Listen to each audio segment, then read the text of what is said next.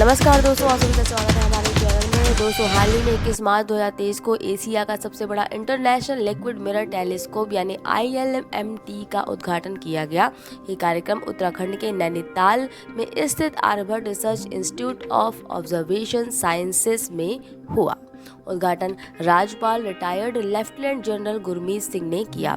साथ ही साथ इस परियोजना से जुड़े देश जिनके नाम हैं बेल्जियम, कनाडा, पोलैंड और उज्बेकिस्तान, इनके वैज्ञानिकों और विशेषज्ञों ने शोधकर्ताओं को इस नई उपलब्धि के लिए बधाइयां दी। फिलहाल इस दूरबीन की टेस्टिंग हो चुकी है और अच्छे परिणाम भी सामने आए हैं। तो चलिए बताएं इस दूरबीन से जुड़ी खास बातें बिना समय गवाए। दोस्तों, इस दूरबीन से क्या होगा? तो दरअसल बताने वाले जो रिसर्चर्स वो बताते हैं कि ब्रह्मांड अपने आप में इतना बड़ा है कि इसे जितना समझा जाए उतना ही कम है। ये दूरबीन मदद करेगा एस्ट्रॉयड समेत अंतरिक्ष की जो गहराइयां हैं उनको नापने और समझने में। क्या रहस्य हो सकते हैं उन्हें ढूंढने में। वैज्ञानिक बताते हैं कि इस दूरबीन के माध्यम से नई रिसर्च सामने आएंगी। इस दूरबीन में ऑप्टिकल दूरबीन का इस्तेमाल किया गया है, जिससे अध्ययन करने वालों को यानी शोधकर्ताओं को काफ़ी हद तक मदद मिलेगी। यह टेलीस्कोप 4 मीटर के व्यास को रखता है, यानी कि इस टेलीस्कोप का व्यास 4 मीटर का है। इस दूरबीन पर करीब 4 करोड़ रुपए का खर्च आ चुका है।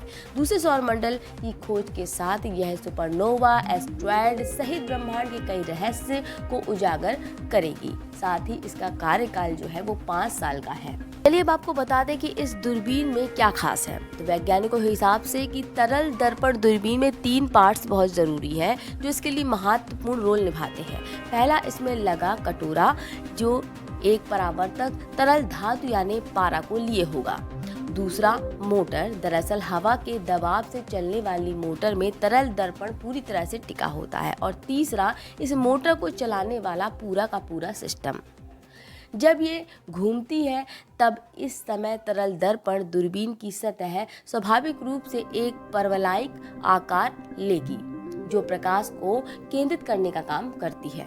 एक पतली पारदर्शी फिल्म होती है जो तरल पारे को हवा के घर्षण से बचाने का काम करती है। इस प्रकार पारे की सतह पर तरंगे भी बनती हैं। परावर्तित प्रकाश एक बहुलेंस ऑप्टिकल सुधारक के जरिए गुजरता है और एक साफ स्पष्ट इमेज प्राप्त होती है। दर्पण के ऊपर का जो फोकस है उस पर स्थित 4K x 4K के CCTV कैमरा भी लगाए गए हैं जो आकाश को 22 आर्क मिनट चौड़ी पट्टियों को रिकॉर्ड करने में मदद करते हैं। आपको बता दें कि ILMT देश में सबसे अधिक व्यास की ऑप्टिकल सर्वेक्षण दूरबीन है और यह लगभग 10 से 15 गीगाबाइट का डेटा बनाती है।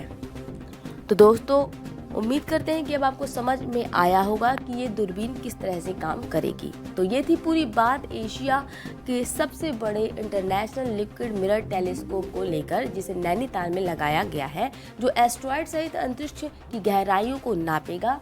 एक तरह से नई खोजें, रिसर्च सामने आएंगी। इसके अलावा इस टेलीस्कोप की वजह से एस्ट्रो टूरिज्म को भी बढ़ावा मिलेगा। फिलहाल इस खबर में इतना ही। और खबर के लिए जुड़े रहिए हमारे चैनल एंड वर्ल्ड हमारे चैनल शोध से।